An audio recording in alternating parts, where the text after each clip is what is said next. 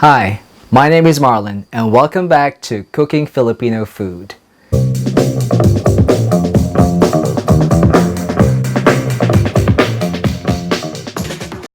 For this episode, I'm going to teach you how to make banana walnut bread.